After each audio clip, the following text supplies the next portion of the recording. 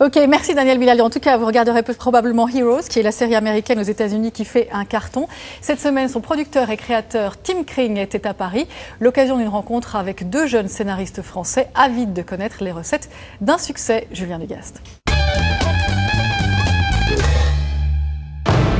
Lui, c'est Tim Kring. Il a créé l'événement à la télévision américaine cette année avec cette série, Heroes, suivie en moyenne par 12 millions de fans par semaine sur NBC.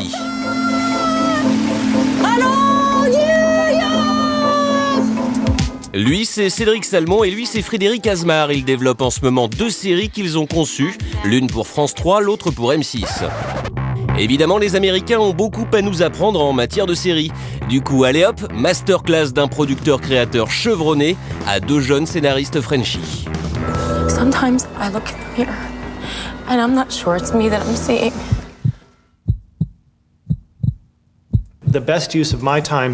La plupart du temps, je suis dans la salle d'écriture. Je fais beaucoup de réécriture, mais je passe aussi beaucoup de temps en salle de montage, avec le monteur à travailler sur le produit final.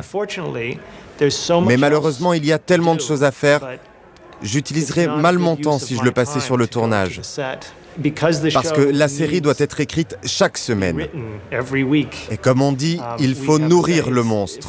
On doit nourrir le monstre chaque semaine, sinon il mourra. Whoa, whoa. Easy, buddy. You're in the hospital. What happened?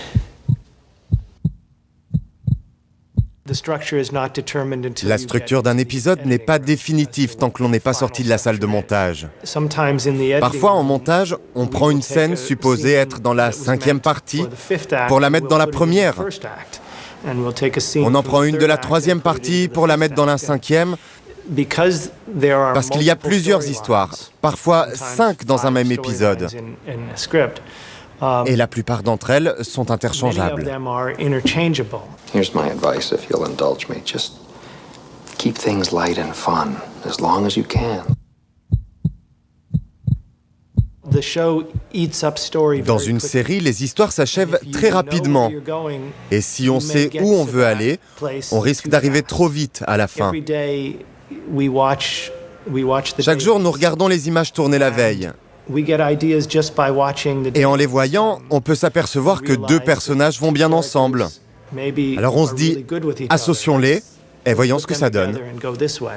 C'était surtout très frustrant. On aurait bien aimé poser plus de questions, rester 3 heures avec lui, mais bon, c'est super intéressant. C'est quelqu'un qui est vraiment, qui a l'air très simple et puis qui est très posé et qui explique bien. On a vraiment appris pas mal de choses quand même.